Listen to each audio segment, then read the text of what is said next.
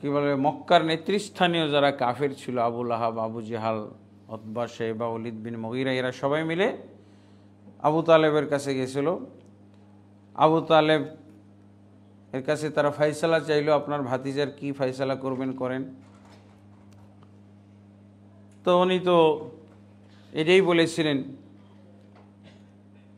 আমি যখন জিজ্ঞেস করলেন আবু তালেব যে ভাতিজা তোমার শেষ কথাটা আমার অন্তিমকালে শেষ নিঃশ্বাস ত্যাগ করার আগে আরেকবার বলো, মানে একই কথা বেশ কয়েকবার জিজ্ঞাসা করা হয়েছে, বেশ কয়েকবারই আল্লাহ রাসূল সাল্লাল্লাহু আলাইহি সাল্লামকে এই ধরনের প্রশ্ন করা হয়েছে, কিন্তু রাসূলুল্লাহ সাল্লাল্লাহু আলাইহি সাল্লাম সবসময় একই উত্তর দিয়েছেন।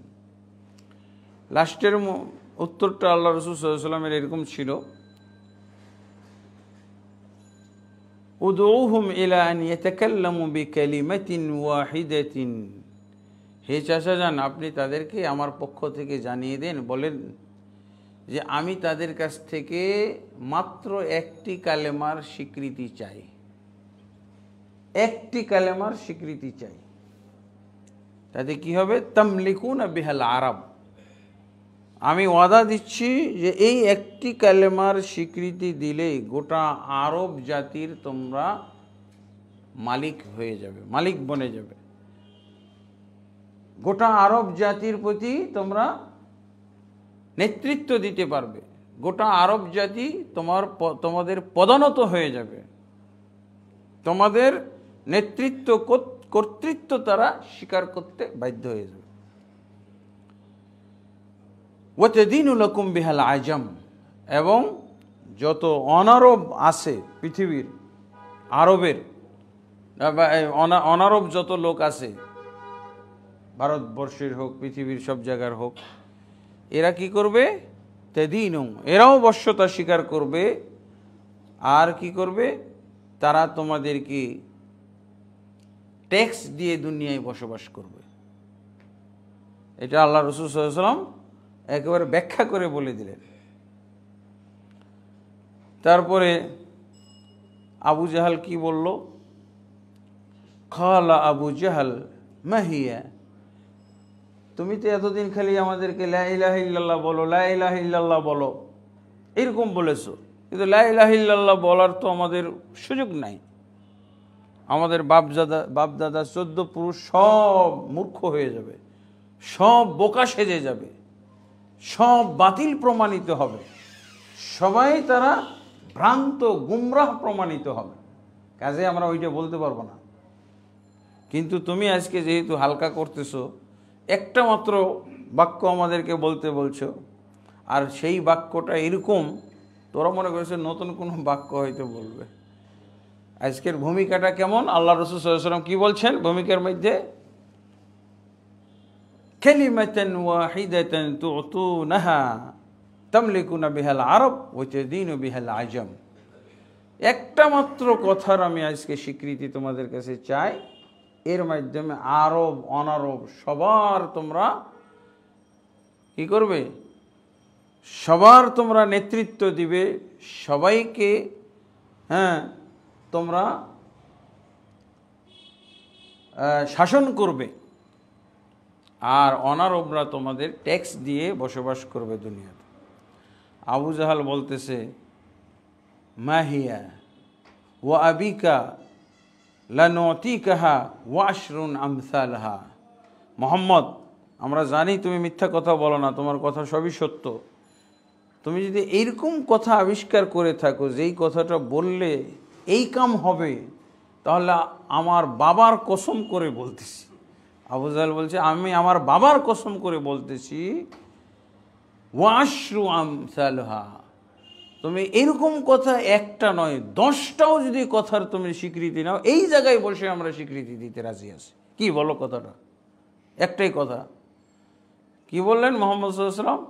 তাকুলুনা লা ইলাহা ইল্লাল্লাহ ওয়া তাখলাউনা মা তা'বুদুনা মিন দুনিল্লাহ, সেই কথাটা হলো লা ইলাহা ইল্লাল্লাহ, আল্লাহ ব্যতীত প্রকৃত কোনো মাবুদ নেই।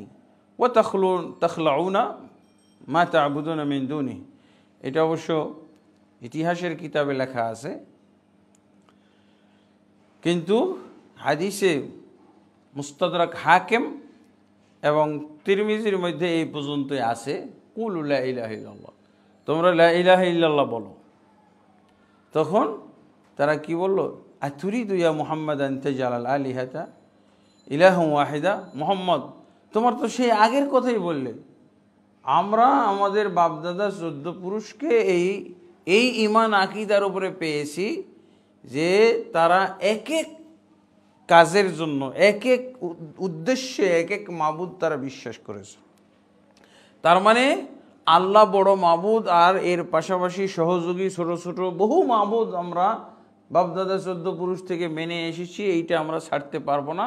সেই তুমি পুরান কথাকে আবার বলতেছো, এইভাবে তুমি আমাদের সামনে উপস্থাপন করতেছো, হবে না।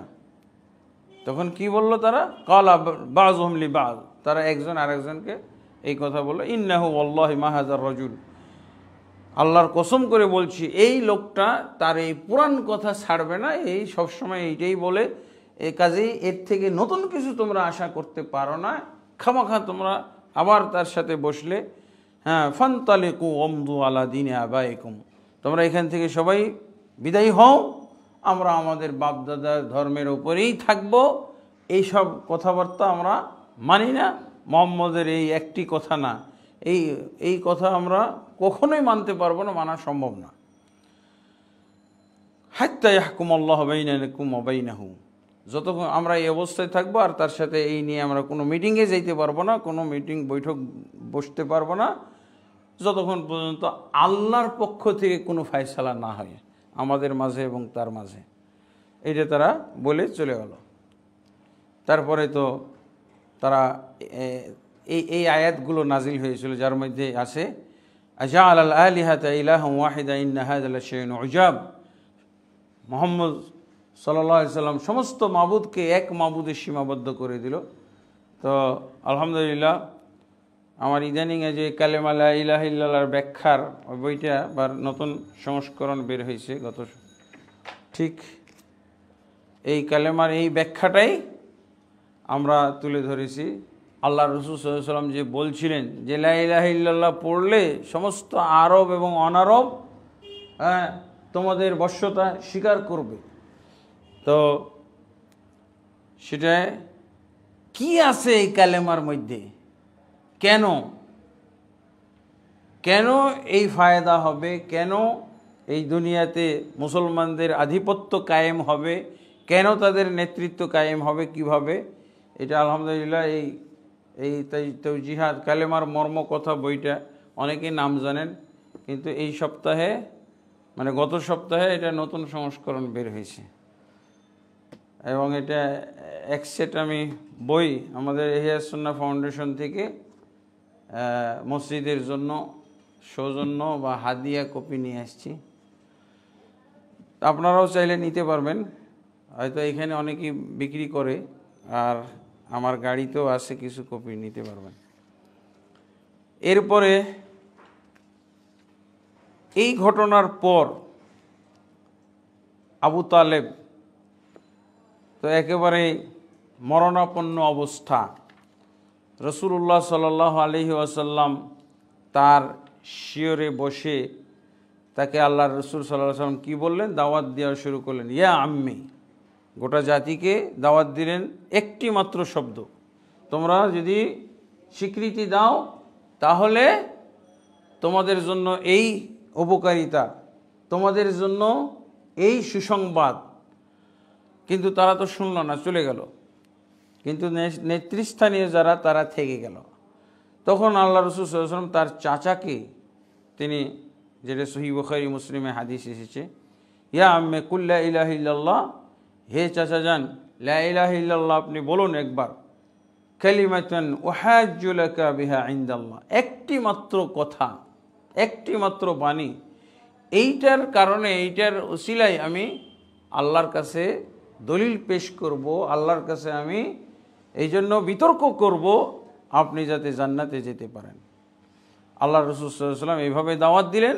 আর আবু জাহাল কি দাওয়াত দিল? আবু জাহাল এবং আব্দুল্লাহ বিন আবি উমাইয়া, এরা দুইজন আবু তালেবকে কি বলছে, ইয়া আবা তালেব তারগাবু আন মিল্লাতি আব্দুল মুত্তালিব, তুমি কি এই মোহাম্মদের কথা শুনে, আপনার ভাতিজার কথা শুনে, হ্যাঁ, আব্দুল মুত্তালিবের যে ধর্ম ছিল সেই ধর্ম থেকে আপনি বিচ্যুত হইতে চান, মুরতাদ হয়ে যেতে চান? ফালাম ইয়াজালা, তারা এভাবেই বারবার আবু তালেবকে বিভ্রান্ত করতে থাকলো। তখন আবু তালেব কি বলল, শেষ কথাটা, আখিরু শাইইন কাল্লামাহুম বিহি, সর্বশেষ কথা যেটা আবু তালেবের মুখ দিয়ে বের হয়েছিল সেটা কি, আলা মিল্লাতি আব্দুল মুত্তালিব, আমি আব্দুল মুত্তালিবের ধর্মে শেষ নিঃশ্বাস ত্যাগ করতে চাই, আব্দুল মুত্তালিবের ধর্মের ওপরেই আমি দুনিয়ার থেকে বিদায় হতে চাই। এটাই হলো আল্লাহর পক্ষ থেকে ফয়সালা। মুহাম্মদ সাল্লাল্লাহু আলাইহি সাল্লাম যে আল্লাহর বিরুদ্ধে কিছু করতে পারবে না। ইন্নাকা লা তাহদি মান আহবাবতা, হে মুহাম্মদ, আপনি যাকে ইচ্ছা, যাকে মহব্বত করেন, যাকে পছন্দ করেন, তাকে আপনি হেদায়েত দান করতে পারবেন না। ওয়ালাকিন্নাল্লাহ ইয়াহদি মান ইয়াশা, কিন্তু আল্লাহ যাকে ইচ্ছা তিনি হেদায়েত দান করেন। তো সেটাই ঘটলো আর কি। রাসূলুল্লাহ সাল্লাল্লাহু আলাইহি সাল্লাম কিছু করতে পারলেন না, কিন্তু সেই সময় চাচার তো অবদান তিনি অস্বীকার করতে পারছেন না। চাচার পদে পদে যে অবদান লাভ করেছিলেন, চাচার পক্ষ থেকে যে সাহায্য সহযোগিতা পেয়েছিলেন, উনি তো ভুলতে পারছেন না। আর উনি এখনই অভাব অনুভব করা শুরু করলেন। এই মুহূর্তে উনি চিন্তা করতেছেন যে চাচা মারা গেলে পরে কি হবে। এতদিন তো চাচা তাদের বিভিন্ন ধরনের হুমকি ধামকি সব এগুলো তিনি প্রোটেস্ট করেছেন, এগুলো তিনি কি বলে প্রতিরোধ করেছেন, বাধা দিয়েছেন, কিন্তু এখন কি হবে। আর এতদিন এই যে 10 বছর পর্যন্ত রাসূলুল্লাহ সাল্লাল্লাহু আলাইহি ওয়াসাল্লামকে যেভাবে সে শেল্টার দিয়েছিল, আমি বলেছি যে শেবে আবু তালেবের যে উপত্যকায় 3টা বছর কাটাইছে, আল্লাহু আকবার, কি যে ত্যাগ তিতিক্ষা। আল্লাহর রসুল সাল্লাল্লাহু আলাইহি ওয়াসাল্লামকে তিনি বিছানা থেকে সরিয়ে নিতেন।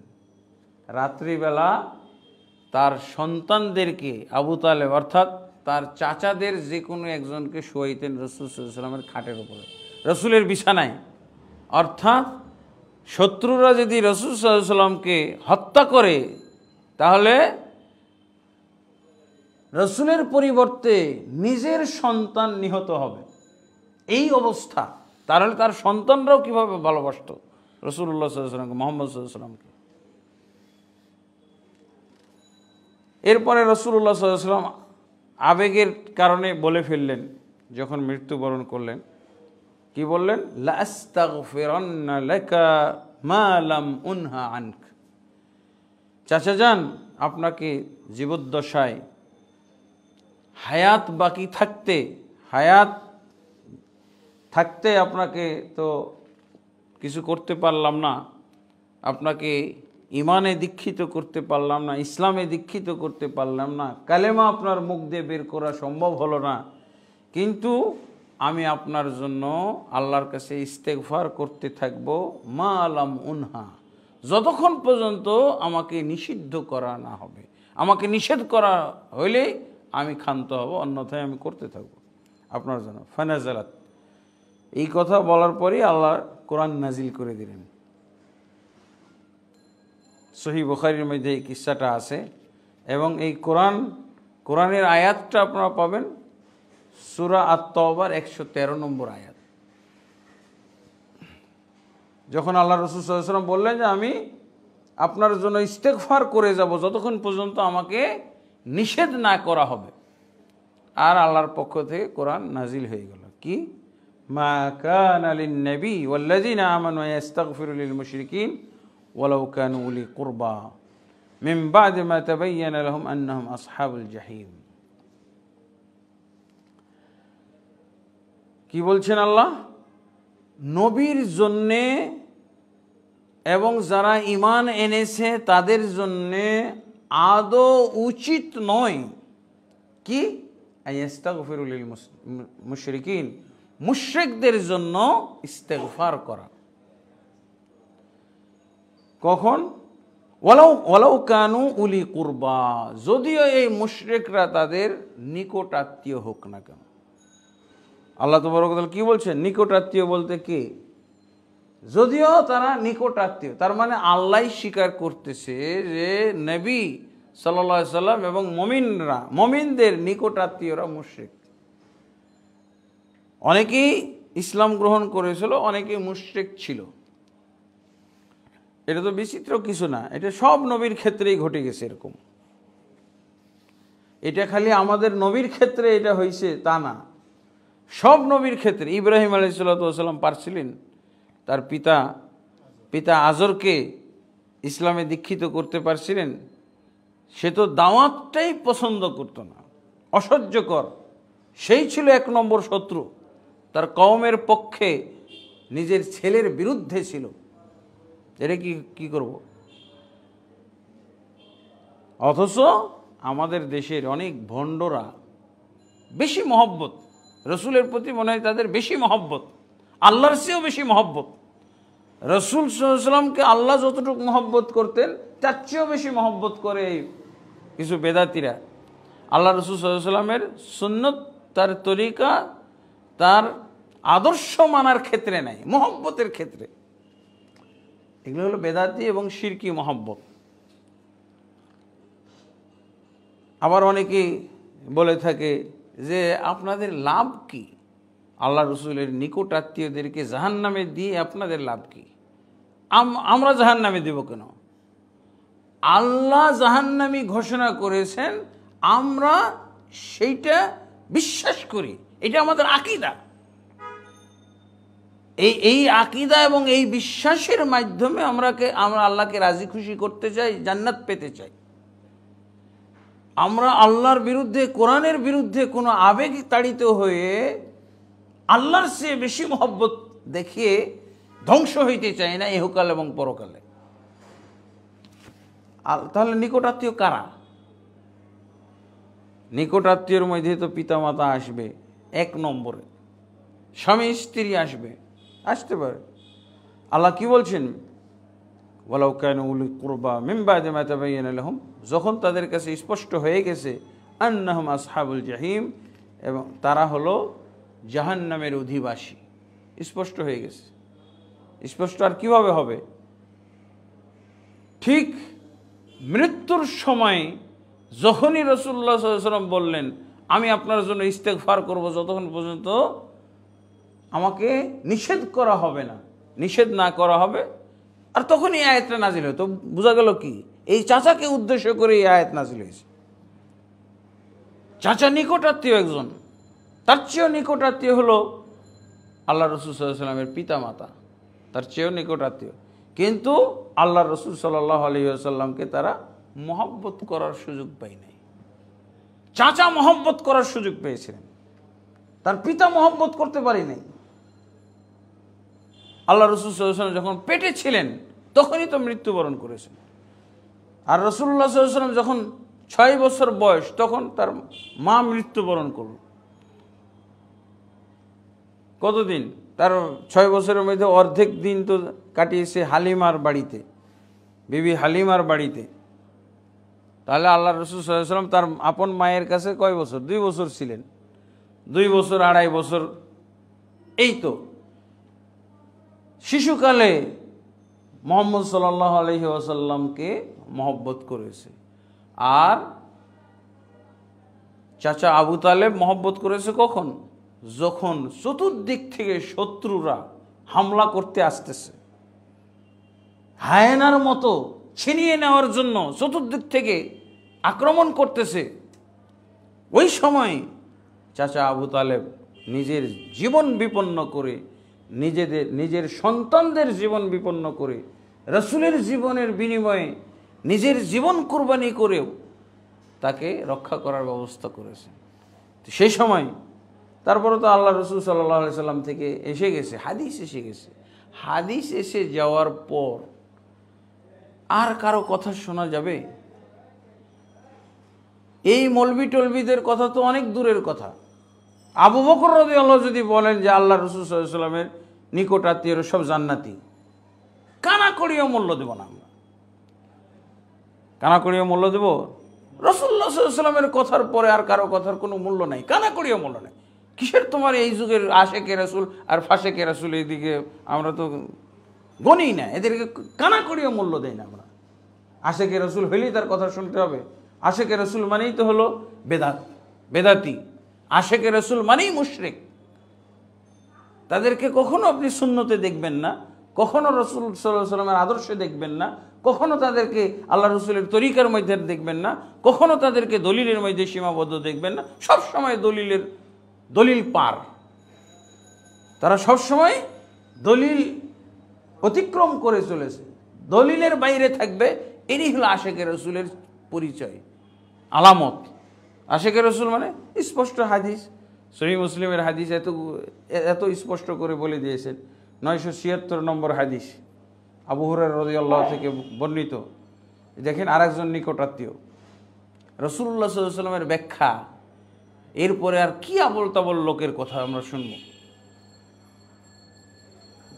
মুসলিম শরীফের 976 নম্বর হাদিসে কি বলা হচ্ছে? ক্বালা রাসূলুল্লাহ, আল্লাহ রাসূল সাল্লাল্লাহু আলাইহি ওয়াসাল্লাম বললেন, ইস্তাযানতু রব্বি, আমি আমার রবের কাছে অনুমতি চাইলাম। কি শোন? লিয়াস্তাগফিরা লি উম্মি, চাচার মতো করে আমার মায়ের জন্য ইস্তেগফার করব। আল্লাহ, আমার মায়ের জন্য ক্ষমা ভিক্ষা করব তোমার। আল্লাহ কি বললেন? ফালাম ইয়াযানলি, রাসূল নিজেই বলছেন আমাকে অনুমতি দেওয়া হলো না, আমাকে অনুমতি দেওয়া হয় নাই। ফালাম ইয়াযানলি ওয়াস্তাযানতুহু, এরপরে আমি দ্বিতীয়বার আবার আল্লাহর কাছে দরখাস্ত করলাম। লি আজুরা কবরাহা, আন আজুরা কবরাহা, হে আল্লাহ আমি মুখ বন্ধ রাখব, মুখ দিয়ে কোনো দোয়া হবে না, ইস্তেগফার করব না, খালি কবরটা দেখব, চোখ দিয়ে দেখব, স্মৃতিচারণ। এখানে আমার মা মদফুন আছেন, স্মৃতিচারণ হিসেবে। আর কবর তো সবার কবর থেকেই তো আমরা উপদেশ নিতে পারি, আখেরাত এবং মৌত স্মরণ করতে পারি, এই উপকারিতাটা আছেই। এবং এটা সেটা বুঝের ব্যাপার, উপলব্ধির ব্যাপার। মুখ বন্ধ রাখবো, উপলব্ধি করব, মন দিয়ে, মুখ বন্ধ রেখে মন দিয়ে উপলব্ধি করব যে এই কবরে আমার মা গেছে, আমি নবী, আমাকেও যেতে হবে, এবং সকল মুমিন মুসলিমকে এবং মানুষকে যেতে হবে, সে ইমানদার হোক আর বেঈমানদার হোক। এই শিক্ষাটা, এই উপলব্ধিটা নেওয়ার জন্যে আমি আল্লাহর কাছে অনুমতি চাইলাম। ফাআযিন আলী, বলছে হ্যাঁ, মুখ বন্ধ রেখে মনের অনুভূতি, হ্যাঁ, মনের উপলব্ধির জন্য তুমি দেখতে পারো। স্পষ্ট হাদিস। এরপরে আর কোনো যদুমধুর কথা শোনার দরকার আছে আমার? এরপরে বড় হুজুর না, এরপরে কোনো পীর সাহেব, এরপরে যেই বলবে যে আল্লাহ রাসূল সাল্লাল্লাহু আলাইহি ওয়াসাল্লামের মা জান্নাতি, আল্লাহ রাসূল সাল্লাল্লাহু আলাইহি ওয়াসাল্লামের মা মুসলিমা, তাহলে তার কাফের হয়ে যাওয়ার সম্ভাবনা আছে। তোমার ক্ষতিটা কত বড় হলো? তুমি বেশি আবেগ দেখাইতে যে তোমার ঈমান আর ইসলাম নিয়ে টানাটানি লাগলো। আল্লাহ রাসূল সাল্লাল্লাহু আলাইহি ওয়াসাল্লামের সাথে তোমার যুদ্ধ শুরু হয়ে গেল। আল্লাহ রসুলের সাথে তোমার যে সরাসরি যুদ্ধ হচ্ছে। আল্লাহ রসুল তার মায়ের ব্যাপারে নিজে বলছে যে আমাকে ইস্তেগফার করতে দিল না, আমাকে শুধু কবরটা পরিদর্শন বা দর্শন করতে আল্লাহ অনুমতি দিলেন। আর তুমি বলতেছো যে না, আমাদের নবীর মা জীবিত। এটা আবেগের কোনো কিতাব আছে? আবেগের কোনো ধর্ম আছে? আবেগের কিতাব আল্লাহ কোনো নাজিল করছেন? এগুলো হলো শয়তানি কিতাব, শয়তানি কথাবার্তা। আল্লাহ রসুলের হাদিস হলো সঠিক, আর এইসব আবেগের কথাবার্তা এগুলো হলো সব শয়তানি। নিজেদের ক্ষতি, ইমানের ক্ষতি, ইমান নষ্ট হইতে পারে। নামাকিজুল ইমান, সরাসরি রসুলের বিরোধী কথা যদি বলে। আল্লাহ রসুল সাল্লাল্লাহু আলাইহি ওয়াসাল্লাম বলছেন যে আমাকে ইস্তেগফার করতে নিষেধ করা হয়েছে। কারণ কি? কোরআনে বলে দিয়েছে তারা মুশরিক। ইবনে কাসির রহমতুল্লাহ আলাইহি এই 113 নম্বর আয়াতের শানে নজুল হিসেবেও নবীর মায়ের এই হাদিসটা উল্লেখ করেছেন। নবী সাল্লাল্লাহু আলাইহি ওয়াসাল্লামের মায়ের ব্যাপারে ইস্তেগফার করতে যে নিষেধ করা হয়েছিল, এই হাদিসটা ইবনে কাসির রহমতুল্লাহ আলাইহি এই আয়াতের শানে নজুলে নিয়ে এসেছেন। তারপরে আল্লাহ রাসূল সাল্লাল্লাহু আলাইহি সাল্লাম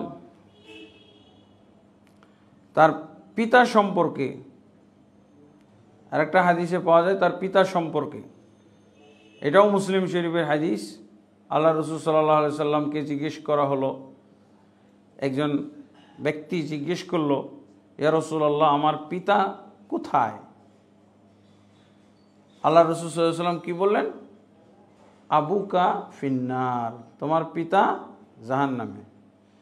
এরপরে লোকটা মন খারাপ করে চলে যাচ্ছিল। তো রাসূলুল্লাহ সাল্লাল্লাহু আলাইহি সাল্লাম তাকে ডেকে পাঠাইলেন, ডেকে পাঠিয়ে বললেন, আবুকা ওয়া আবি ওয়া আবুকা ফিন্নার, তোমার পিতা এবং আমার পিতা উভয়ই জাহান্নামে। তখন ওই লোকটার মনে সান্ত্বনা আসলো। এটা আল্লাহ রাসূল সাল্লাল্লাহু আলাইহি ওয়াসাল্লাম স্পষ্ট বলেই যখন দিলেন, এটা হলো মুসলিম শরীফের হাদিস 203 নম্বর।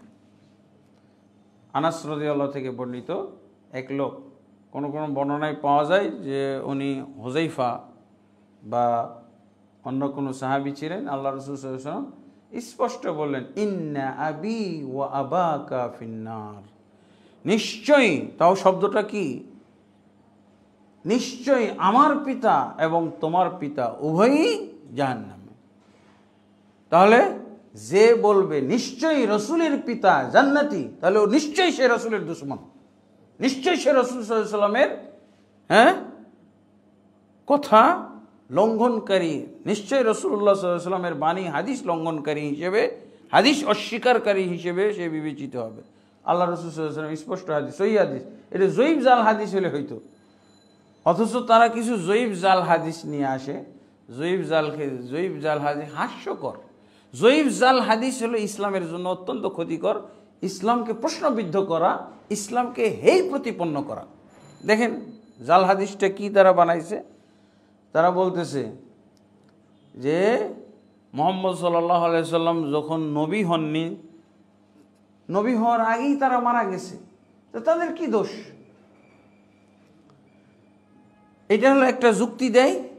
আর একটা জাল হাদিস বলে। জাল হাদিসটা কি? যে মুহাম্মদ সাল্লাল্লাহু আলাইহি ওয়াসাল্লাম নবী হওয়ার পর তার পিতামাতা কবর থেকে উঠে আসে, রাসূল সাল্লাল্লাহু আলাইহি ওয়াসাল্লামের প্রতি ঈমান এনে কালেমা পাঠ করে আবার কবরে চলে গেছে। ওরা দেখছিল? হ্যাঁ, কে জানাইছে? এরকম সহিহ মুসলিমে হাদিস আছে একটা, সহিহ হাদিস, সহিহ মুসলিমের মধ্যে এটা হাদিস আছে, সহিহ বুখারীতে এই হাদিস আছে। কোথায় আছে এই হাদিস? ইবলিসের কিতাবে আছে এই হাদিস, ইবলিস মশাইয়ের কিতাবে আছে। তো তুমি ইবলিসের হাদিসের কিতাব মানো আর নবীর মোহাব্বত, নবীর আশিক দাবি করো, এটা হইল নাকি? জাল হাদিসের কিতাব সবগুলো ইবলিসের লেখা কিতাব। জাল হাদিস কোথায় আছে? কিসের সাথে কি? তারপর নবী সাল্লাল্লাহু আলাইহি সাল্লাম, তার পিতা এক জায়গায় মারা গেছে, তার মা আর এক জায়গায় মারা গেছে। হ্যাঁ, মা মদিনাতে মারা গেছে। তারা নবীর হাদিসের প্রতি সন্তুষ্ট না। কি বলছে? সুয়ুতি, ইমাম সুয়ুতি একজন, ওই 900 হিজরি বা 11 হিজরির দিকে একজন আলেম এসেছিলেন, সুয়ুতি, ইমাম সুয়ুতি বলা হয়, তার তাফসিরের কিতাব আছে। উনি দাবি করেছে যে আল্লাহ রাসূল সাল্লাল্লাহু আলাইহি সাল্লামের পিতা মাতা তারা ইসলাম গ্রহণ করেছিল, তারা জান্নাতি, তারা মুমিন মুসলিম, খামাখা বিনা দলিলে অথবা এই জাল হাদিসের ভিত্তিতে। এবং এই ব্যাপারে ইমাম আবু দাউদের যে শরহ আউনুল মাবুদ, সেখানে স্পষ্ট করে বলা আছে, কুল্লু মা ওয়ারাদা বিহিয়াই ওয়ালিদাইহি সাল্লাল্লাহু আলাইহি সাল্লাম ওয়া ঈমানিহিমা ওয়া নাজাতিহিমা আকসারুহু মাওযুউন মাকযুবুন মুফতারা। আউনুল মাবুদ আল্লামা আজিমাবাদী উনি বলছেন যে পৃথিবীতে যত হাদিস পাওয়া যাবে সেই হাদিসে যদি এমন কথা উল্লেখ থাকে যে মুহাম্মদ সাল্লাল্লাহু আলাইহি ওয়াসাল্লামের পিতা মাতাকে জীবিত করা হয়েছিল, তারপরে তারা ঈমান এনেছিল এবং তারা জাহান্নাম থেকে নাজাত প্রাপ্ত, সবগুলো হলো জাল হাদিস, আল্লাহ রাসূল সাল্লাল্লাহু আলাইহি ওয়াসাল্লামের প্রতি মিথ্যারোপকৃত হাদিস, মুফতারা। আর কিছু কিছু হাদিস পাওয়া যায়, এগুলো হলো যায়ীফুন জিদ্দান, অত্যন্ত দুর্বল। জাল আর জয়ীফের মধ্যে একটু পার্থক্য হলো এই যে জাল হাদিস বানায় মিথ্যুক ব্যক্তি, আর অত্যন্ত দুর্বল হাদিস কোন মিথ্যার অভিযোগ আনা হয়েছে, মিথ্যুক প্রমাণিত হয় নাই কিন্তু অভিযোগ আছে তার বিরুদ্ধে, এই জন্য হাদিসটা অত্যন্ত দুর্বল হয়ে যায়। আর যদি ডাইরেক্ট মিথ্যা বলা সাব্যস্ত থাকে তাহলে তার হাদিস হলো জাল। আর যদি বলা হয় যে এই লোকটার বিরুদ্ধে মিথ্যার অভিযোগ আনা হয়েছিল, তো অভিযুক্ত ব্যক্তি, তাহলে এটা কি হবে? অত্যন্ত দুর্বল এই হাদিস, জালের কাছাকাছি, এই হাদিস মানা যাবে না। তারপরে সহিহ মুসলিমের হাদিসের বিপরীতে, তাহলে তাদেরকে বলতে হবে, তাদেরকে উদাহরণ দিতে হবে যে আল্লাহ যে সূরা তওবার 113 নম্বর আয়াতে বললেন যে নবীর নিকটাত্মীয়রাও যদি মুশরিক হয়, তাহলে নিকটাত্মীয়গুলোর নাম বলো, যারা যারা মুশরিক, যাদেরকে মুশরিক ধরা হয়েছে, মুশরিক বলা হয়েছে, ওদের নামগুলো দাও। তুমি যদি পিতামাতার নাম দিতে না চাও, রসুল নাম দিয়েছেন, নবী সাল্লাল্লাহু আলাইহি ওয়াসাল্লাম নাম তো দিয়ে দিয়েছেন, তোমরা নাম দাও আবার ওই লোকগুলোর যে আল্লাহ কাদেরকে বুঝাইতে চাইছেন, তালাতো ভাই, খালাতো ভাই, হ্যাঁ, ওই সমন্দির কি এগুলো নাকি? হ্যাঁ, নামগুলো বলো দেখি, তোমরা কোনগুলো নাম দিতে চাও। রসুল তো নাম দিয়ে দিয়েছেন, 1 নম্বরে তার পিতার নাম, 2 নম্বরে তার চাচার নাম, 2 নম্বরে তার মায়ের নাম, 3 নম্বরে তার চাচার নাম, যে চাচা 10 বছর যাবৎ রাসূলুল্লাহ সাল্লাল্লাহু আলাইহি ওয়াসাল্লাম, শুধু 10 বছর না, উনি তো রাসূলুল্লাহ সাল্লাল্লাহু আলাইহি ওয়াসাল্লামকে কি তার সেবা পরিচর্যা, তাকে মানুষ করেছিলেন। তারপরে নবুয়তের 10 বছরে কত যে ঘটনা, দুর্ঘটনা এবং কত ষড়যন্ত্র, সেগুলো সব ট্যাকেল দিয়েছিলেন চাচা আবু তালেব। অথচ সেই চাচা আবু তালেবের ব্যাপারেই সরাসরি এই কোরআনের আয়াত নাজিল হয়ে গেছে, অথচ এরা বেশি পণ্ডিতি করে। এগুলো আকীদার ব্যাপার, এটা হলো আকীদাগত বিষয়। আমি বিশ্বাস করব কি? আমি বিশ্বাস সেটাই করবো যেটা রাসূল সাল্লাল্লাহু আলাইহি ওয়াসাল্লাম করতে বলেছেন। তো আলহামদুলিল্লাহ, তো রাসূলুল্লাহ সাল্লাল্লাহু আলাইহি ওয়াসাল্লামের এটা ছিল আমুল হুজন, দুঃখ বেদনা বছর। তার 1 নম্বর কারণ ছিল এটা যে চাচা আবু তালেব মারা গেলেন। এরপরে যেহেতু চাচা আবু তালেবকে আল্লাহ রাসূল সাল্লাল্লাহু আলাইহি ওয়াসাল্লামও মহব্বত করতেন, কিন্তু তাকে ঈমানদার ঘোষণা করতে পারেননি। তবে রাসূলুল্লাহ সাল্লাল্লাহু আলাইহি ওয়াসাল্লামকে জিজ্ঞেস করেছেন আব্বাস বিন আব্দুল মুত্তালিব, অর্থাৎ তার চাচা, যিনি ঈমান এনেছিলেন, যে মুহাম্মদ, আপনার জন্য যে আপনার চাচা এত কিছু করলো, তার জানটাও বিসর্জন দিয়েছে, বলেছে হ্যাঁ, আমার জীবনের বিনিময়ে আমি মুহাম্মদ সাল্লাল্লাহু আলাইহি ওয়াসাল্লামকে রাখতে চাই। তোমরা মুহাম্মদকে হত্যা করতে চাইলে আমি দরকার হলে মুহাম্মদের পক্ষে বাহিনী তৈরি করে তোমাদের সাথে যুদ্ধ হবে, সেই যুদ্ধে তোমরা আমাকে হত্যা করো আর যাই করো, আমাকে এবং আমার ভাতিজাকে হত্যা করবে, কিন্তু যুদ্ধ করার আগে শান্তিপূর্ণভাবে আমার কাছ থেকে মুহাম্মদকে নিতে পারবে না, আমি কখনোই দেব না। যুদ্ধের মাধ্যমে যদি হত্যা করে আমাকে সহ মুহাম্মদকে হত্যা করো তো সেইটা করতে পারো। ওরা তো ভয় পেয়ে গেছে, ওরা সবাই তখন লজ্জিত হয়েছে যে আপনার বিরুদ্ধে যুদ্ধ করব, এটা হয় না। তখন আল্লাহর আব্বাস তাকে বললেন যে কি করার আছে আপনি দেখেন তো, একটু চিন্তা করে কি উপায়, কোনো উপকার করা যায় কি না, তার তো সে তো মৃত্যুবরণ করলো। তো আল্লাহ রাসূল সাল্লাল্লাহু আলাইহি ওয়াসাল্লাম জানিয়েছিলেন যে দেখেন আমার দ্বারা আমার চাচার এতটুকু উপকার হয়েছে যে এটা সহিহ বুখারীর মধ্যে হাদিসটা এসেছে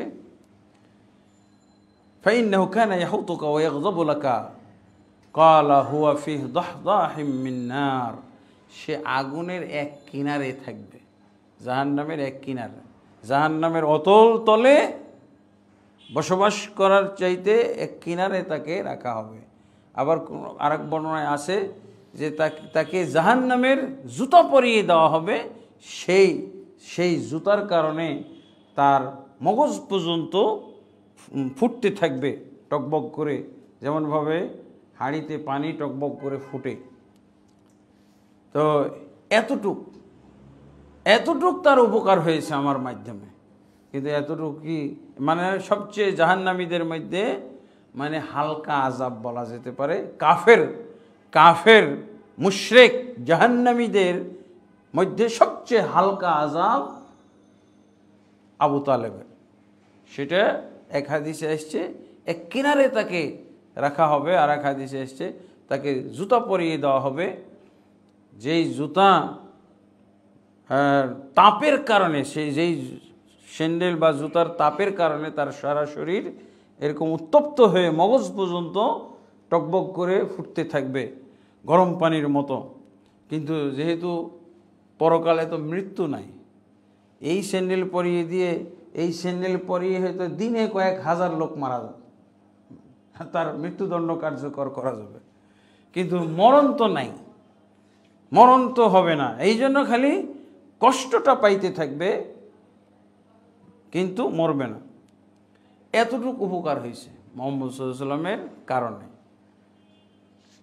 এরপরে সেই বছরই আবু তালেব মারা যাওয়ার 2 মাস বা 3 মাস পরেই আল্লাহ রাসূল সাল্লাল্লাহু আলাইহি ওয়াসাল্লামের বিবি এবং প্রথম অর্ধাঙ্গিনী রাসূলুল্লাহ সাল্লাল্লাহু আলাইহি ওয়াসাল্লামের মানে দুঃখ বেদনা আর জীবনের সঙ্গী সাথী ছিলেন খাদিজা রাদিয়াল্লাহু আনহা, তিনিও মৃত্যুবরণ করলেন। সেই সময় তার বয়স ছিল 65 এবং রাসূলুল্লাহ সাল্লাল্লাহু আলাইহি ওয়াসাল্লামের বয়স 50। এরকম বয়সের মধ্যে পার্থক্য, বেশ মতভেদ আছে, এটা আমরা আলোচনা করেছিলাম আগে। রাসূলুল্লাহ সাল্লাল্লাহু আলাইহি ওয়াসাল্লামের জন্মক্ষণ এবং বিবাহ শাদী খাদিজা রাদিয়াল্লাহু সেই সময় বলছিলাম, কেউ বলছে খাদিজার বয়স 27-28 ছিল আর রাসূলুল্লাহ সাল্লাল্লাহু আলাইহি ওয়াসাল্লামের বয়স 25। যাই হোক, রাসূল সাল্লাল্লাহু আলাইহি ওয়াসাল্লামের বয়স কম ছিল আর স্ত্রী খাদিজা রাদিয়াল্লাহু আনহার বয়স আমাদের সমাজে প্রসিদ্ধ আছে 40 বছর বয়স, আর আল্লাহ রসুলের বয়স ছিল 25 বছর। কিন্তু অথেন্টিক যেটা সেটা হলো 27-28 বছর বয়সে বিয়ে করেছিলেন। আর সব সন্তান তো খাদিজা রাদিয়াল্লাহু আনহার মানে পেট থেকেই হয়েছিল, আর অন্য কোনো স্ত্রীর পেট থেকে সন্তান হয় নাই, হয়েছিল কিন্তু তারা বাঁচে নাই। তো খাদিজা রাদিয়াল্লাহু আনহা যখন তিনি মৃত্যুবরণ করলেন তখন একই বছরে যে এই ঘটনা ঘটলো, এই জন্য আল্লাহ রাসূল সাল্লাল্লাহু আলাইহি ওয়াসাল্লাম অত্যন্ত ভেঙে পড়েছিলেন এবং খুব দিশাহারা হয়ে গেছিলেন। সে সময় আল্লাহ তাবারক ওয়া তাআলা বিশেষভাবে রাসূলুল্লাহ সাল্লাল্লাহু আলাইহি ওয়াসাল্লামকে ধৈর্যের জন্য আল্লাহ তার পরীক্ষা নিয়েছিলেন এবং ধৈর্য ধারণ করেছিলেন। রাসূলুল্লাহ সাল্লাল্লাহু আলাইহি ওয়াসাল্লাম চাচা এবং স্ত্রী মারা যাওয়ার পরেই আবার এই কাফেররা তাদের মাত্রা বাড়িয়ে দিয়েছিল এবং মাত্রা বিভিন্নভাবে তাকে নির্যাতন করা শুরু করেছিল। আল্লাহ রসুল সাল্লাল্লাহু আলাইহি ওয়াসাল্লাম সর্বপ্রথম তিনি ইসলাম গ্রহণ করেছিলেন খাদিজা রাদিয়াল্লাহু আনহা, সেই কথাগুলো এবং খাদিজা রাদিয়াল্লাহু আনহা সব সম্পদ আল্লাহ রসুল সাল্লাল্লাহু আলাইহি ওয়াসাল্লামকে দান করেছিলেন ইসলামের স্বার্থে ব্যয় করার জন্য। এবং আল্লাহ রসুল সাল্লাল্লাহু আলাইহি ওয়াসাল্লাম খাদিজা সম্পর্কে এটা বলছেন, আমানাত বি হিনা কাফারা বিন নাস, আমার প্রতি তখন খাদিজা ঈমান এনেছিল যখন সবাই আমার সাথে কুফরি করেছিল, আমাকে অস্বীকার করেছিল। এবং আমাকে সত্য জেনেছিল যখন সবাই আমাকে মিথ্যা প্রতিপন্ন করেছিল, এবং যখন আমাকে সবাই ধনসম্পদ দিতে অস্বীকার করেছিল, অস্বীকৃতি জানিয়েছিল, তখন খাদিজা রাদিয়াল্লাহু আনহা তার সমস্ত সম্পদ ইসলামের জন্য আমার জন্য অবারিত করে দিয়েছিলেন, এবং কেবলমাত্র আল্লাহ তাবারক ওয়া তাআলা তার থেকেই আমাকে সন্তান দান করেছেন, অন্য কোনো স্ত্রী থেকে সন্তান দান করেনি। এই কয়টা দিক থেকে আল্লাহ রাসূল সাল্লাল্লাহু আলাইহি সাল্লামের এই স্ত্রী বৈশিষ্ট্যপূর্ণ। তারপরে খাদিজা রাদিয়াল্লাহু আনহাকে আল্লাহ রাসূল সাল্লাল্লাহু আলাইহি ওয়াসাল্লাম খুবই পছন্দ করতেন, খুবই ভালোবাসতেন। এমনকি তার অন্য স্ত্রীদের কাছে পরবর্তী যে পর্যায়ক্রমে 11 জন স্ত্রী হয়েছিল তাদের কাছেও প্রশংসা করতেন, এবং তারা সহ্য করতে পারতো না। সতীন তো অনেকেই কষ্ট হইতো। একদিন তো আয়েশা রাদিয়াল্লাহু আনহা বলেই ফেললেন, মা তাযকুরু আজুজা মিন আজাইজ কুরাইশ হালাকাত ফিদ-দাহর। আপনি কি কুরাইশের একজন বিধবা মহিলা, বৃদ্ধ বিধবা মহিলা, এর আপনি গুণগান খালি বলতেই থাকেন, হ্যাঁ? জীবন প্রবাহে এক পর্যায়ে সে ধ্বংস হয়ে গেছে, নাউজুবিল্লাহ। সতীনের অভিব্যক্তি। তো আল্লাহ রাসূল সাল্লাল্লাহু আলাইহি ওয়াসাল্লাম তার ফজিলত সেই সময় তুলে ধরতেন যে আমার কাছে একদিন জিবরিল এসে বলেছিলেন, হ্যাঁ, ফকরা আলাইহা মিন রব্বিহা, ফকরা আলাইহা সালাম মিন রব্বিহা। হে নবী মুহাম্মদ সাল্লাল্লাহু আলাইহি সাল্লাম, আপনি আপনার স্ত্রী খাদিজাকে আল্লাহর পক্ষ থেকে সালাম পৌঁছে দেন। আল্লাহু আকবার। সেই 7 আসমান থেকে জিবরিল আল্লাহর সালাম বহন করে নিয়ে এসেছেন খাদিজাকে পৌঁছানোর জন্য, আর আল্লাহ রাসূল সাল্লাল্লাহু আলাইহি ওয়াসাল্লাম পৌঁছাইলেন। এই ফজিলত তো কারো ছিল না। ওয়াবাশশিরহা বিবাইতিন ফিল জান্নাতি মিন কসব, এবং আপনি তাকে জানিয়ে দেন, জীবদ্দশাতেই জানিয়ে দেন জান্নাতের সুসংবাদ। আল্লাহ সালাম পাঠাইছেন এবং জান্নাতের সুসংবাদ। তাহলে ইনি হলেন আলাদা, স্বতন্ত্রভাবে আলাদা এক হাদিসে জান্নাতের সুসংবাদ প্রাপ্ত মহিলা। আর একই হাদিসে সহিহ বুখারীতে পাওয়া গেছে 10 জন সাহাবীকে জান্নাতের সুসংবাদ দেওয়া হয়েছিল। আর খাদিজাতুল কুবরা রাদিয়াল্লাহু আনহাকে আলাদা এক হাদিসে, এটাও সহিহ বুখারীতে আছে, তাকে আলাদা করে একটা হাদিসে এভাবে জান্নাতের সুসংবাদ দেওয়া হয়েছিল। এইরকম সেই মহিলা। তারপরে তো রাসূলুল্লাহ সাল্লাল্লাহু আলাইহি ওয়াসাল্লামের প্রতি যখন দুইজনই মারা গেলেন, আল্লাহ রাসূল সাল্লাল্লাহু আলাইহি ওয়াসাল্লাম এদেরকে নিয়ে শোকাহত অবস্থায় আছেন, আর কাফেররা নতুন করে রাসূল সাল্লাল্লাহু আলাইহি ওয়াসাল্লামের বিরুদ্ধে ষড়যন্ত্র করা শুরু করলো, জুলুম নির্যাতনের বিভিন্ন ধরনের কৌশল চিন্তাভাবনা শুরু করে দিল, এবং তারা মাত্রা বাড়িয়েও দিল। এমনকি রাসূলুল্লাহ সাল্লাল্লাহু আলাইহি ওয়াসাল্লামের জন্য থাকা অসম্ভব হয়ে গেল মক্কাতে। শুধু তাই না, আসহাবে রাসূল সাহাবীদের জন্য খুব কষ্ট হয়ে গেল। যে আবু বকর রাদিয়াল্লাহু আনহু মক্কাতে এত প্রিয় ব্যক্তি ছিলেন, আবু বকর রাদিয়াল্লাহু আনহু তার সমস্ত সম্পদ শেষ করে দিয়েছিলেন গোলামদেরকে আজাদ করতে করতে। নির্যাতন হচ্ছে গোলামের, কৃতদাসীদের আযাব হচ্ছে, তাদেরকে কিনে তিনি স্বাধীন করে দিতেন, আযাব থেকে রেহাই দান করতেন, মুক্তি দান করতেন, এবং ঈমান চর্চা এবং ইসলাম চর্চার সুযোগ করে দিতেন। সেই আবু বকরের এতদিন সম্মান ছিল, অথচ আবু বকর রাদিয়াল্লাহু আনহুর মতো লোকও আর থাকতে পারছেন না। উনি একদিন রওনা দিয়ে দিলেন। কোথায়? মক্কা ছেড়ে চলে যাবেন উনি হাবাসা, মুলকে হাবাসার দিকে উনি রওনা দিয়ে দিয়েছেন আবু বকর রাদিয়াল্লাহু আনহু। আর সহ্য করতে পারছেন না। তার মধ্যে উনি তো একটা বড় ধরনের তার প্রতি মারপিট হয়েছিল, যেটা ইনি লিখেছেন রাহিকুল মাখতুমে, যে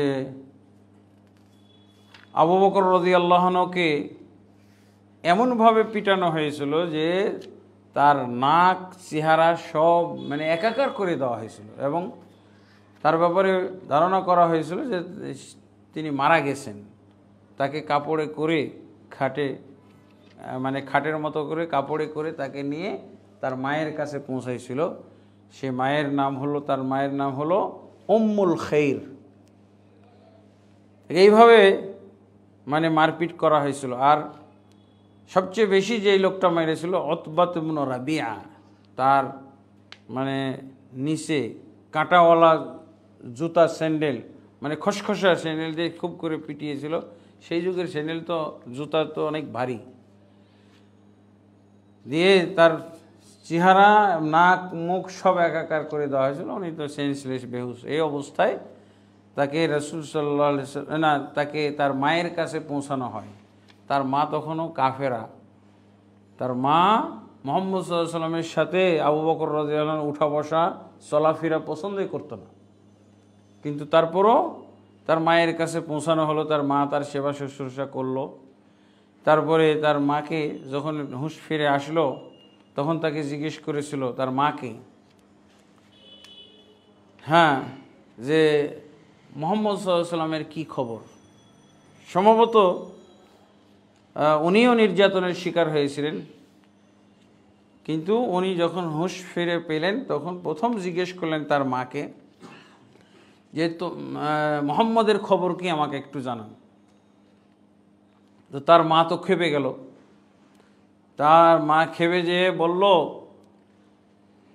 যে তুমি সেই মুহাম্মদের খবর আবার নিতেছো, যার কারণে তোমার এই দুর্দশা, আর তুমি আবার সেই মুহাম্মদের কথা বলতেছো। তখন উনি বললেন যে আমাকে অবশ্যই, আমি সুস্থ হব না যতক্ষণ পর্যন্ত মুহাম্মদ সাল্লাল্লাহু আলাইহি ওয়াসাল্লামের খবর না জানতে পারবো। তোমার যদি আমার প্রতি মায়া থাকে তো মুহাম্মদের খবর এনে দিতে হবে আমাকে, যেভাবে হোক, যে কোনো মূল্যে হোক। তো উনি বলে দিলেন যে আপনি উম্মে জামিলের কাছে যান। উম্মে জামিল নামে একটা মহিলা, সে উম্মে জামিল বিনতুল খাত্তাব, আর একটা উম্মে জামিল সাহাবদের সাথে মিলিত হইতেন, মিটিং করতেন। ওখানে নিয়ে যেয়ে তারপরে দেখা হলো উনি তার মাকে মানে কসম দিয়েছিল যে আমি কোনো এক লোকমা খানা খাবো না, এক ঢোক পানি খাবো না যতক্ষণ পর্যন্ত আমাকে মুহাম্মদকে না দেখাবে, মুহাম্মদের কাছে আমাকে নিয়ে যাও সাল্লাল্লাহু আলাইহি ওয়াসাল্লাম।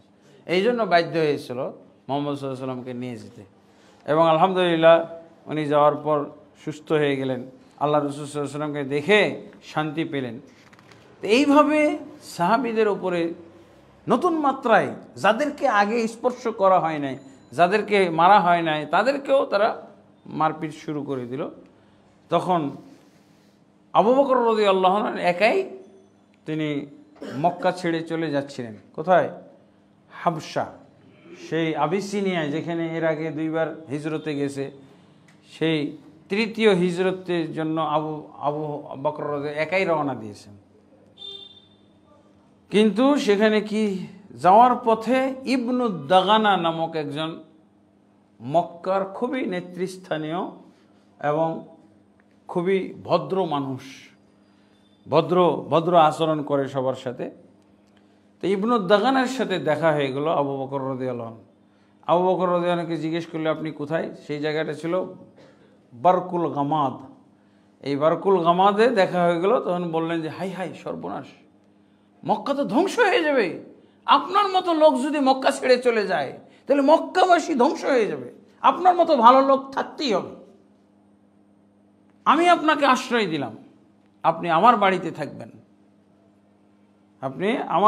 থাকবেন, কেউ আপনার কেশাগ্র স্পর্শ করতে পারবে না।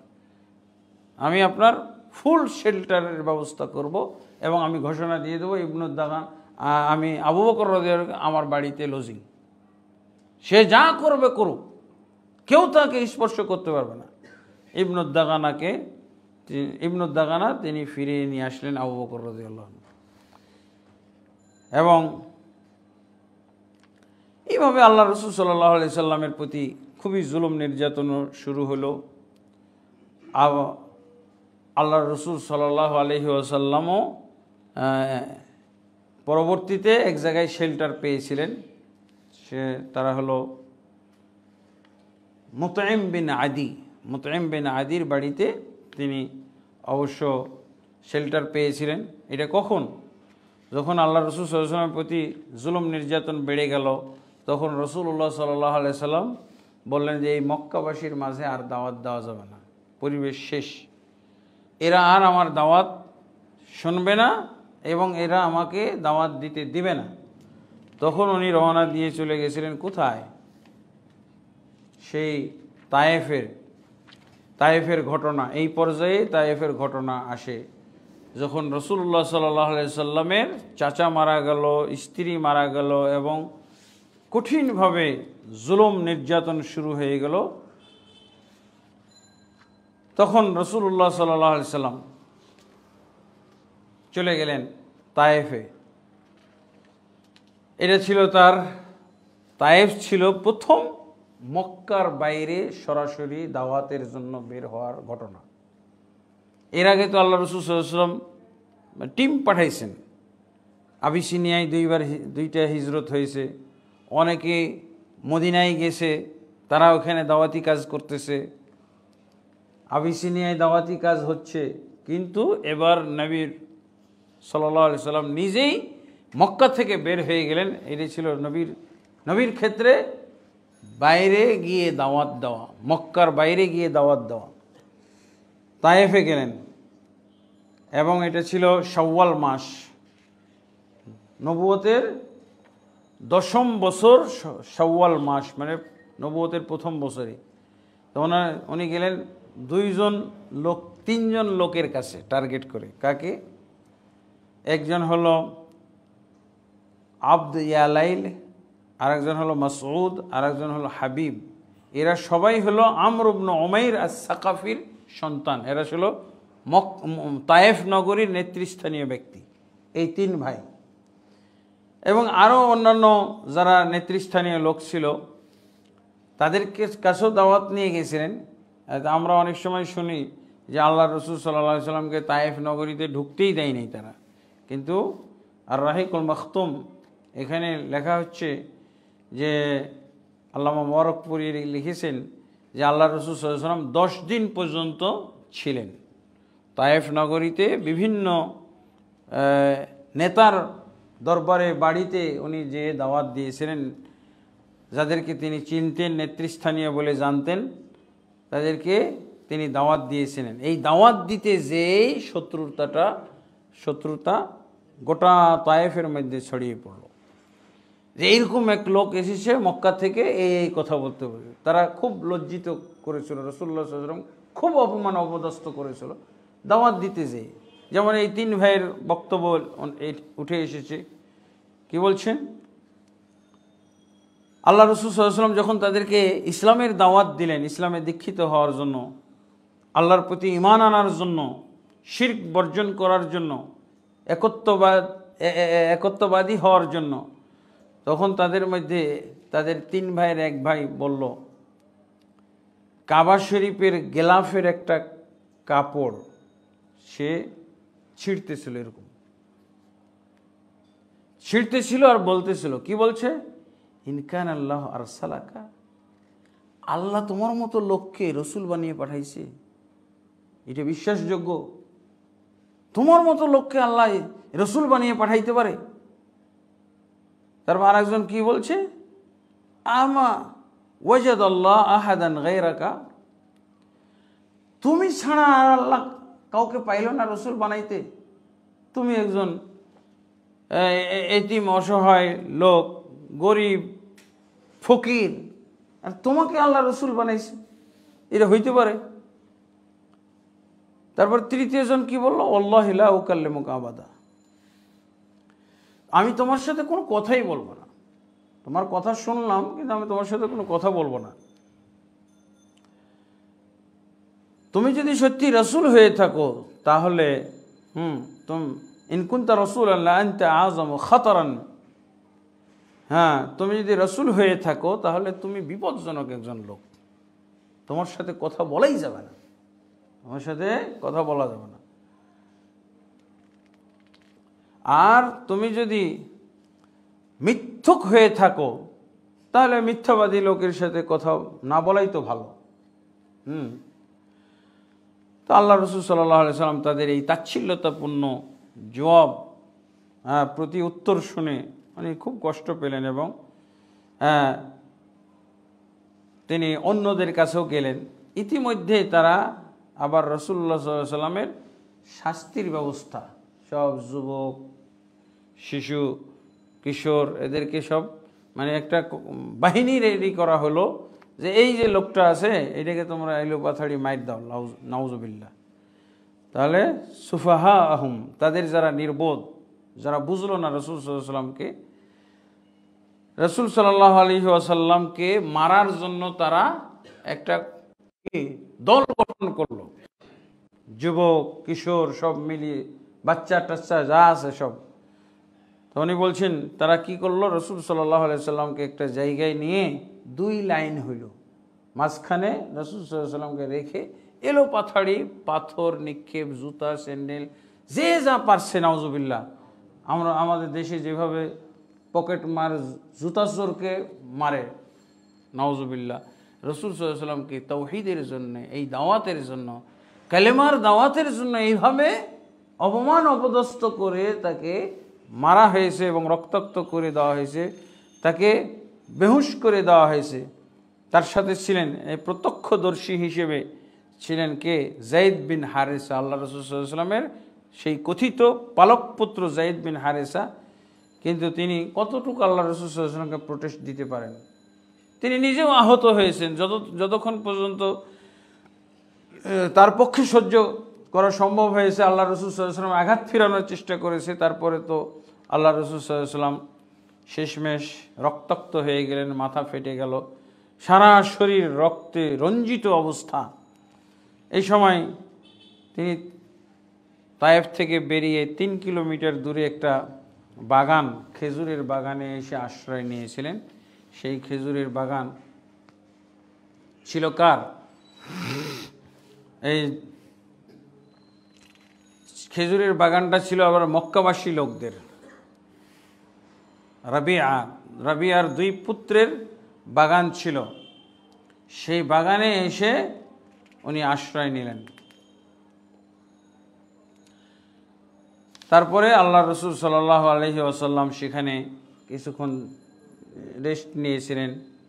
তারপরে আরও কিছু দূর আল্লাহ রাসূল সাল্লাল্লাহু আলাইহি ওয়াসাল্লাম যখন আসলেন, কি এইখানে একটা ঘটনা ঘটেছিল। রাবিয়ার 2 পুত্রের বাগান ছিল এটা। সেই মক্কাবাসী, তাদের একটু মায়া হয়েছিল, আত্মীয়তা সম্পর্ক, তো মক্কার লোক, আত্মীয়তা সম্পর্ক। তো তারা এই খেজুরের বাগান থেকে কিছু খেজুর খেতে দিয়েছিল আদ্দাস নামক একজন, তাদের কৃতদাসের মাধ্যমে, আদ্দাস। হ্যাঁ, এবং যখন আল্লাহ রাসূল সাল্লাল্লাহু আলাইহি ওয়াসাল্লাম ওই আঙ্গুর এবং খেজুর খাচ্ছিলেন, ওই সময় তিনি প্রথম খাওয়া যখন শুরু করলেন তখন বললেন বিসমিল্লাহ, বিসমিল্লাহ বলে খেলেন। তখন আদ্দাস খ্রিস্টান ধর্মের লোক ছিল, যে আমি তো বহুদিন যাবৎ এইখানে আমি চাকরি করি, এই বিসমিল্লাহ শব্দ তো কখনো শুনি নাই, এটা আমাদের ধর্মে আছে, খ্রিস্টান ধর্মে এটা আছে, কিন্তু এই এলাকায় আমি কখনো শুনি নাই। আপনি কে? আপনি, আপনার মুখ থেকে এই বিসমিল্লাহ শব্দ শুনলাম, খুবই তাজ্জব ব্যাপার। তো বললো যে হ্যাঁ, তো তুমি কোন ধর্মের লোক? বললো যে আমি খ্রিস্টান ধর্মের লোক। কোন এলাকার থেকে তুমি? কোন এলাকার লোক? বলছে নিনুয়া। তো নিনুয়া এটা তো সেই এলাকা যে এলাকাতে ইউনুস বিন মাত্তা, ইউনুস আলাইহিস সালামকে প্রেরণ করা হয়েছিল। উনি তো আমার নবতী ভাই। তো তুমি আমার নবতী ভাই, নিনুয়া এলাকার লোক, তাহলে তো ভালোই হলো। তো এই বর্ণনা শুনে সে আদ্দাস আরও সে মানে অভিভূত হয়ে গেল, আল্লাহ রাসূল সাল্লাল্লাহু আলাইহি ওয়াসাল্লামের প্রতি আরও দুর্বল হয়ে গেল, এবং সে আল্লাহ রাসূল সাল্লাল্লাহু আলাইহি ওয়াসাল্লামের মাথায় চুমু দিল এবং আল্লাহ রাসূল সাল্লাল্লাহু আলাইহি ওয়াসাল্লামের হাতে চুমু দিল, হ্যাঁ, পায়ে, 2 পায়েও চুমু দিল। মানে সে অভিভূত হয়ে গেছে। বলছে যে তোমার সে এলাকার যে ইউনুস বিন মাত্তা, উনিও নবী, আমিও নবী, আমরা 2জন নবতী ভাই। তখন সে অভিভূত হয়ে গেল। তারপর এই দৃশ্য তারা দেখে তো মনটা তাদের আরও খারাপ হলো, যে আমরা মোহাম্মদকে নির্যাতিত অবস্থায় রক্তাক্ত অবস্থা দেখে মায়া করলাম, এ তো দেখি আমাদের সর্বনাশ করে দিল, আমাদের কৃতদাস তো তার প্রতি ঈমান আনলো, অথচ আমরা তাকে সহ্য করি না, তাকে পছন্দ করি না, আর আমাদের কৃতদাস ঈমান আনলো। তো তাকে খুব শাসাইলো তারা যে না, তোমাকে খেতে দিতে বলেছি, তুমি তার সাথে এত মাখামাখি আর তোমার এত তার সাথে ঘনিষ্ঠতা করার কি দরকার ছিল, তুমি এর থেকে দূরত্ব বজায় রাখবে, তুমি আর এর ঘনিষ্ঠতা অর্জন করতে যাবে না। এভাবে তাকে তারা শাসিয়ে দিল। হ্যাঁ, এরপরে রাসূলুল্লাহ সাল্লাল্লাহু আলাইহি ওয়াসাল্লাম আরেকটু অগ্রসর হয়ে আসলেন কারনুল মানাজিল, একটা জায়গা যেখানে এখন মিকাত, তায়েফবাসীর মিকাতের নাম হলো কারনুল মানাজিল। এই কারনুল মানাজিলের অথবা আরেকটা নাম বলা হয় আসসাইলুল কবির, আসসাইল বা কারনুল মানাজিল, দুইটাই মিকাত বলা হয়। তো কারনুল মানাজিলে যখন আল্লাহ রাসূল সাল্লাল্লাহু আলাইহি ওয়াসাল্লাম আসলেন, তিনি রক্তাক্ত অবস্থায় পড়ে আছেন। এই সময় আল্লাহ তাবারক ওয়া তাআলা জিবরিল আলাইহিস সালাতু ওয়াস সালামকে পাঠিয়ে দিলেন এবং মালিকুল জিবাল, পাহাড়ের দায়িত্বশীল ফেরেশতাদেরকে আল্লাহ পাঠাইলেন। তারা এসে কি বলল?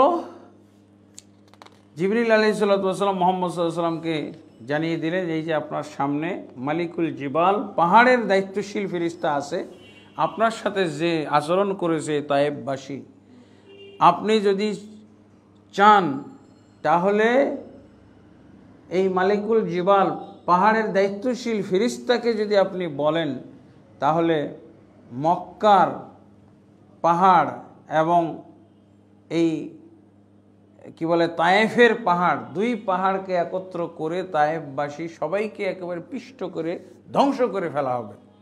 আল্লাহ এই জন্য এই ফেরেশতাকে পাঠিয়েছেন।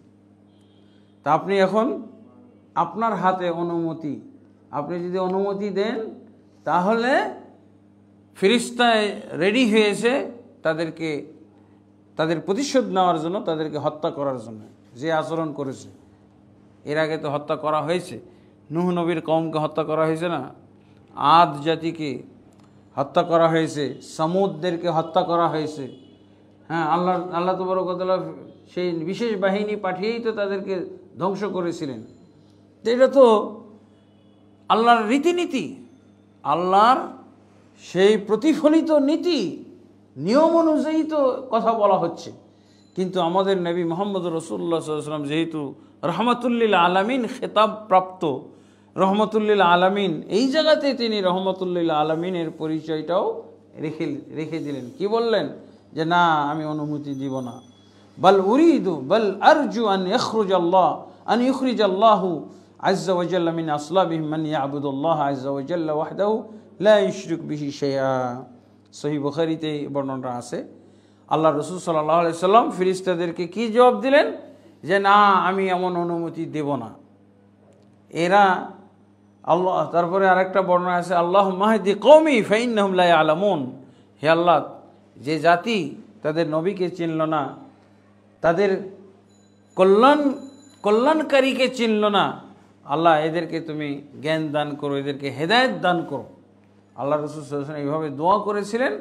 আর ফেরেশতাদেরকে অর্ডার দিয়েছিলেন, ফেরেশতাদেরকে বলে দিয়েছেন যে আমি তাদেরকে হত্যা করার অনুমতি তো দেবই না, তাদেরকে নিশ্চিহ্ন করার অনুমতি দেব না, বরং আমি আশাবাদ ব্যক্ত করতেছি যে আল্লাহ এই লোকগুলোর পৃষ্ঠদেশ থেকে এমন জেনারেশন নিয়ে আসবেন যারা আল্লাহকে চিনবে, যারা আল্লাহর ইবাদত করবে, আল্লাহর তাওহীদকে তারা স্বীকার করবে এবং আল্লাহর সাথে শিরক করবে না। আমি এই আশায় এই অনুমোদন দিচ্ছি না, এই অনুমোদন আমি প্রত্যাখ্যান করলাম। হ্যাঁ, এবং আলহামদুলিল্লাহ আল্লাহ তাবারক ওয়া তাআলা রাসূলুল্লাহ সাল্লাল্লাহু আলাইহি ওয়াসাল্লামের এই ত্যাগ তিতিক্ষার কারণে তো এই তায়েফ নগরীয় সবাই 100% মুসলিম, আজও 100% মুসলিম হয়ে আছে আলহামদুলিল্লাহ। তো আল্লাহ তাবারক ওয়া তাআলা রাসূলুল্লাহ সাল্লাল্লাহু আলাইহি ওয়াসাল্লামকে কঠিন ধৈর্য সহ্যের মাধ্যমে সফলতা দান করেছিলেন, মক্কাতে থাকার পরিবেশ করে দিয়েছিলেন এবং মুতঈম বিন আদি, সে ইসলাম গ্রহণ করে নাই, কিন্তু রাসূলুল্লাহ সাল্লাল্লাহু আলাইহি ওয়াসাল্লামকে ওই যে আবু বকর রাদিয়াল্লাহু আনহুকে যেমন ইবনু দাগানা শেল্টার দিয়েছিল, মুতঈম বিন আদি রাসূলুল্লাহ সাল্লাল্লাহু আলাইহি সাল্লামকে এভাবে শেল্টার দিয়েছিল। তার বংশের লোকেরা, তার সন্তানেরা আল্লাহ রাসূল সাল্লাল্লাহু আলাইহি সাল্লামের পিছনে দাঁড়িয়ে থাকতো। যখন উনি ইবাদত বন্দেগী করতেন, দাওয়াত দিতেন, তখন তারা তার পিছনে দাঁড়িয়ে থাকতো। মানে আবু তালেবের ভূমিকা পালন করেছিল মুতঈম বিন আদি এর সন্তানেরা। এবং আলহামদুলিল্লাহ রাসূলুল্লাহ সাল্লাল্লাহু আলাইহি ওয়াসাল্লাম এদের শেল্টারে, এদের আশ্রয়ে অনেক দিন ছিলেন, যতক্ষণ পর্যন্ত মুহাম্মদ সাল্লাল্লাহু আলাইহি ওয়াসাল্লামের বিরুদ্ধে কঠিন ষড়যন্ত্র না গ্রহণ করা হয়। কিসের? হত্যার ষড়যন্ত্র। ততদিন পর্যন্ত রাসূলুল্লাহ সাল্লাল্লাহু আলাইহি ওয়াসাল্লাম এই মুতঈম বিন আদির বাড়িতে, তার শেল্টারে ছিলেন। এখান থেকে কিন্তু একটা, এই যে দুইটা দৃষ্টান্ত এখানে আল্লাহ রাসূল সাল্লাল্লাহু আলাইহি ওয়াসাল্লামের জীবনীর মধ্যে পাওয়া গেল, দুইটা দৃষ্টান্ত, যে নিরুপায় অসহায় অবস্থায়, দুর্বল অবস্থায় কাফেরের শেল্টার নেওয়া যায়। মানে কাফের থেকে বাঁচার জন্য আরেক কাফেরের শেল্টার নেওয়া যাইতে পারে। এমনকি জালেমের, আপনি মুসলমান জালেম, তার থেকে সে আপনার প্রতি জুলুম করবে, আপনাকে হত্যা করবে, আপনার দেশ দখল করে ফেলবে, এরকম যদি অবস্থা দেখা যায় যে জালেম মুসলমান, তাহলে সেই ক্ষেত্রেও কোনো কাফের যদি রাজি হয়, অথবা পয়সার বিনিময়ে যদি সে রাজি হয় আপনাকে সাহায্য করতে, সহযোগিতা করতে, আপনাকে সেনাবাহিনী দিতে, অস্ত্রশস্ত্র দিতে যদি রাজি হয়, তাহলে নেওয়া যাবে। এগুলো আলেমদের এখান থেকে, রাসূল সাল্লাল্লাহু আলাইহি ওয়াসাল্লামের জীবনী থেকে এই যে দুইটা ঘটনা এখানে আসছে। আরও ঘটনা আছে, প্রায় 15-16টা মতো ঘটনা আল্লাহ রাসূল সাল্লাল্লাহু আলাইহি ওয়াসাল্লামের জীবন থেকে পাওয়া যায়। আল্লাহ রাসূল সাল্লাল্লাহু আলাইহি ওয়াসাল্লাম মুতঈম বিন আদি সম্পর্কে বলেছিলেন, যখন বদরের যুদ্ধে 70 জন ধরা পড়েছিল, 70 জন কাফেরকে বন্দী করা হয়েছিল না, 70 জন নিহত আর 70 জনকে বন্দী করা হয়েছিল। তো ওই সময় আল্লাহ রাসূল সাল্লাল্লাহু আলাইহি ওয়াসাল্লাম বলেছিলেন যে আজকে যদি মুতঈম বিন আদি জীবিত থাকতেন, আর উনি যদি এই 70 জন কাফেরের বন্দী কাফেরের ব্যাপারে সুপারিশ করতেন, আমি সবাইকে মুক্ত করে দিতাম। আল্লাহু আকবার। কারণ আল্লাহ রাসূল সাল্লাল্লাহু আলাইহি ওয়াসাল্লামের চাচা আবু তালেবও তো আল্লাহ রাসূল, আবু তালেবের শেল্টারে ছিলেন রাসূলুল্লাহ সাল্লাল্লাহু আলাইহি ওয়াসাল্লাম, এটা তো জানাশোনা কথা। তারপরে আবু তালেবের মৃত্যুর পর মুতঈম বিন আদির বংশের মধ্যে আল্লাহ রাসূল সাল্লাল্লাহু আলাইহি ওয়াসাল্লাম এইরকম আবু তালেবের মতোই শেল্টার প্রাপ্ত হয়েছিলেন, এবং তারা কেউ আর আল্লাহ রসুলের প্রতি কোনো নির্যাতন করতে পারেননি। এই জন্য আল্লাহ রসুল সাল্লাল্লাহু আলাইহি ওয়াসাল্লাম তার এই অবদানের প্রতিদান দেওয়ার ঘোষণা দিয়েছিলেন। আজকে যদি মুতঈম বিন আদি, এই যে মুতঈম বিন আদি এই গন্ধযুক্ত আকীদা মুশরিকদের বিরুদ্ধে, মুশরিকদের পক্ষে তিনি যদি সুপারিশ করতেন, তো আমি সবাইকে মুক্ত করে দিতাম। আল্লাহু আকবার। যেমন রাসূলুল্লাহ সাল্লাল্লাহু আলাইহি ওয়াসাল্লাম সুরাকা বিন মালিককে, রাসূল সাল্লাল্লাহু আলাইহি ওয়াসাল্লাম হিজরতের রাত্রে সুরাকা বিন মালিক বিন জশমকে আল্লাহ রাসূল সাল্লাল্লাহু আলাইহি ওয়াসাল্লাম বলেছিলেন, যেই সুরাকা বিন মালিক আল্লাহ রাসূল সাল্লাল্লাহু আলাইহি ওয়াসাল্লাম এবং আবু বকরকে রাস্তায় পেয়ে তীর নিক্ষেপ করতে চেয়েছিল। পরে আল্লাহ রাসূল সাল্লাল্লাহু আলাইহি ওয়াসাল্লাম বদদোয়া করাতে তার ঘোড়ার পাগুলো মাটির মধ্যে, মরুভূমির মধ্যে পুঁতে যাচ্ছিল। হ্যাঁ, এমনকি সে, তার পুরা ঘোড়া এবং সে সহ পাতালে চলে যাবে, এরকম অবস্থা। এরকম ভয় যখন হয়েছিল, তখন সুরাকা বিন মালিক আল্লাহ রসুলের কাছে ক্ষমা চেয়েছিলেন এবং ওয়াদা দিয়েছিলেন যে আমি আপনাকে ওয়াদা দিলাম, আমি যে আপনাকে দেখে ফেলেছি রাস্তায়, আপনাকে আমি ধরে ফেলেছিলাম, পেয়ে গেছিলাম, এইটা আমি কাউকে বলবো না, এবং যতজন আছে সবাইকে আমি ফিরিয়ে নিয়ে যাব মক্কায়, কাউকে আর আপনাকে অনুসরণ করতে দেব না, আমি ওয়াদা দিলাম। তো আল্লাহ রাসূল সাল্লাল্লাহু আলাইহি ওয়াসাল্লাম সেদিন বা পরে সুরাকা বিন মালিককে আল্লাহ রসুল একটা বড় পুরস্কার দিয়েছিলেন। হ্যাঁ, সেটা কি? 25 বছর পর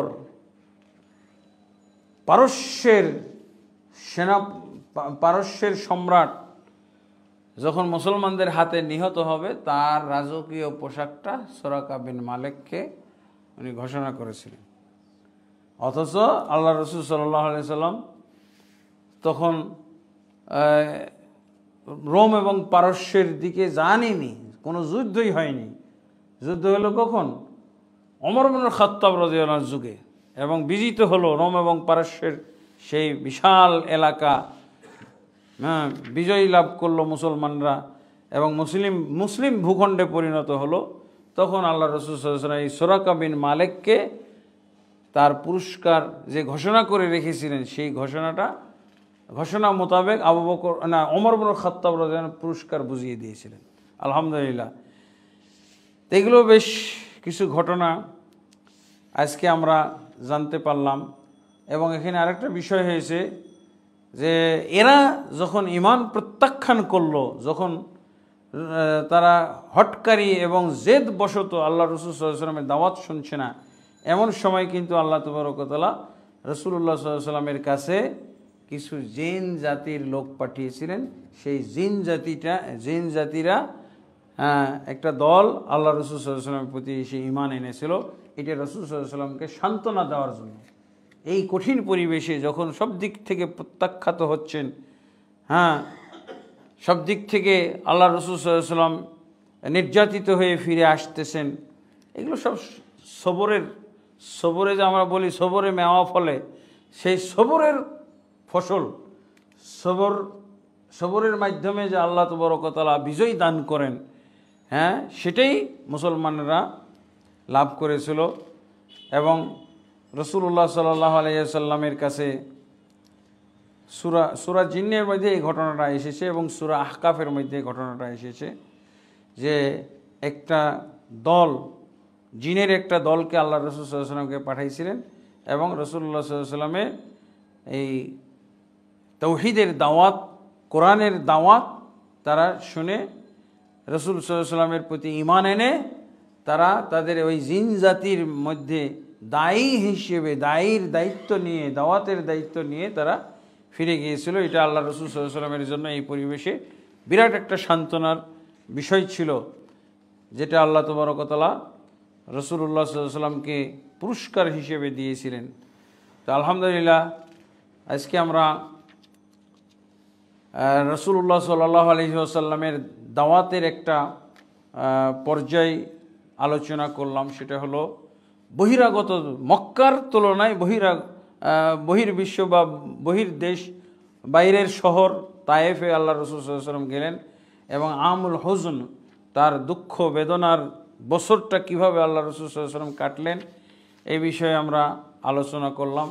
ইনশাআল্লাহ এরপরে আলোচনা আসবে আগামী হালাকায় রাসূলুল্লাহ সাল্লাল্লাহু আলাইহি ওয়াসাল্লামের বহির্বিশ্বে বিভিন্ন কবিলা এবং বিভিন্ন কাফের নেতাদের মাঝে দাওয়াতপত্র প্রেরণের বিষয়ে আলোচনা হবে ইনশাআল্লাহ। এরপরে পর্যায়ক্রমে রাসূল সাল্লাল্লাহু আলাইহি ওয়াসাল্লামের জীবনীর অন্য বিষয়গুলো আমরা আলোচনা করব। মানে আল্লাহ রাসূল সাল্লাল্লাহু আলাইহি ওয়াসাল্লামের এই জুলুম, নির্যাতন এবং অসহায় অবস্থার মধ্যে আরেকটা আল্লাহ তাবারক ওয়া তাআলা ঘটনা ঘটাইছিলেন, সেটা হলো ইসরা এবং মেরাজ। এবং ইসরা মেরাজ এটা 11-র দিকে নবুয়তের 11তম বছর, অথবা কি বলে 10 বছর 6 মাস পর এই ঘটনা ঘটেছিল।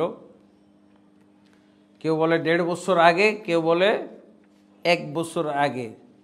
মানে আল্লাহ রাসূল সাল্লাল্লাহু আলাইহি ওয়াসাল্লামের মক্কা থেকে মদিনায় হিজরতের 1.5 বছর বা 1 বছর আগে হিজরত কি বলে ইসরা মেরাজ হয়েছিল।